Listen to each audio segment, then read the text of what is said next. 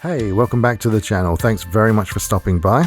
And today I just wanted to do a quick follow-up on the Jim Sterling story where they had their channel attacked by, once again, an absolute moron, Mr. Gilson B Pontes. But just quickly before we get into that, I recently reached my first subscriber goal of 25 subscribers, so thank you all very much for that. My next goal is to hopefully reach 100, so if you think you can help with that and you've enjoyed the video and you think I deserve it, please do consider subscribing. It really would mean a lot to me. But with that said, let's move on to the actual point of the video and talk about the ongoing saga of Jim Sterling versus Gilson B Pontes. So in my previous video, I basically reported and gave my take on the ridiculous fact that Jim Sterling was having their channel basically targeted by Gilson B Pontes, who is a notorious, infamous, I don't want to say game developer because, as Jim has said in the past, that sort of gives game developers a bad name. This guy is a joke, quite frankly, and I made the note that Jim had obviously put these videos up for a few years because these quote-unquote games were posted to the PSN store sort of once every year, you know, and Jim found them, did videos on them, and said how god-awful they were as they were released, and nothing ever came of it. But all of a sudden, Jim decided to do a video on Gilson's latest game, the name of which I'm not going to say because I don't want to give it any kind of publicity. It's frankly not worth knowing. But what happened was, apparently Gilson didn't like this one for some reason, and then literally planned out a targeted attack on Jim's channel in order to get it removed, because on YouTube there's this ridiculous copyright rule where you can get your channel completely deleted if you get 3 copyright strikes via the DMCA system. And when I say targeted, I say that because the claims that Gilson made against Jim's videos were done in such a staggered way that he was hoping for 3 strikes in order to get Jim's channel completely deleted from YouTube. And that in itself is the most scummy thing you can do, because there is no copyright there. It's transformative work. It's as fair use comes, and frankly Gilson doesn't have a leg to stand on, right? But he did it anyway, and you know, luckily justice prevailed and Jim won. Jim then proceeded to give basically a warning, a sort of friendly warning with a nice sort of undertone of malice, which is typical Jim, quite frankly. But the warning was really clear. Don't fuck with me, essentially, was the warning. And it went quiet for a little while, and then lo and behold, here comes Gilson again, glutton for punishment, tried it again, and I believe basically as of right now, I don't follow Jim's Twitter account because I don't use Twitter. It's essentially a cesspool, but I don't use much social media. In fact, any social media, the only thing I use is Instagram, which there'll be a link to in the description, and I just post pictures of games and stuff, so I don't use any social media besides that, which is why I don't follow Jim, and I'm not up to the current like minute by minute news, so I have to go and look it up. But essentially, as far as I understand it, Jim has set in motion legal proceedings in order to go after Gilson, and this guy has like got some sort of weird business address for his quote-unquote studio, which is probably just some sort of basement somewhere. But long story short, Gilson is a bit of an enigma. He's a hard person to track down because no one really knows who he is or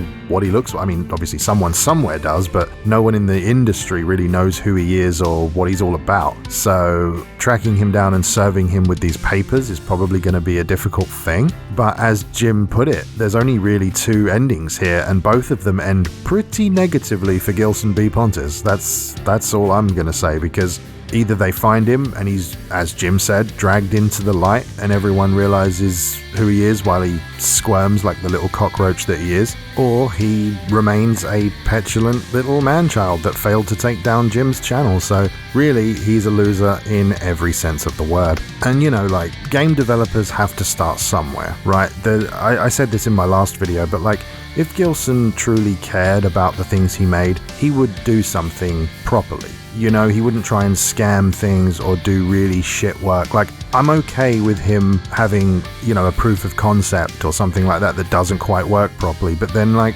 why doesn't he just do something constructive? Why doesn't he take some sort of online course in game development? You know, 3D modeling and animation and all this kind of stuff, and then produce something good and see if he can get investment. I don't understand why, well, I say I don't understand, I do, it's because he scams money out of people, but it just shows that if he cared, he wouldn't do the things he's doing, and now to try and silence opinions he doesn't like, well, that's just slimy, there's no other way to put it. And I've been watching their work for a long time now, and I want to say something on a like a really human level, okay? No matter what you think of Jim's political views, Jim's dress sense, his self-identity, any of that stuff doesn't matter. That human being, Jim Sterling, does not deserve the shit and the utter nonsense that is thrown his way all the time. Now, am I saying that Jim is the perfect person? No, of course not. No one's perfect, right? I'm sure they've made mistakes in the past. I'm sure they've said stupid things. We all have. But it's no excuse for throwing that much abuse at somebody. And I know that they get it regularly, which is incredibly unfair. Now, no doubt, if my channel ever gets anywhere, I'm sure I'll see my fair share of abuse as well. But I just don't understand why people think it's okay, And Jim, if you ever hear this, look, I'm just a random guy from England, right?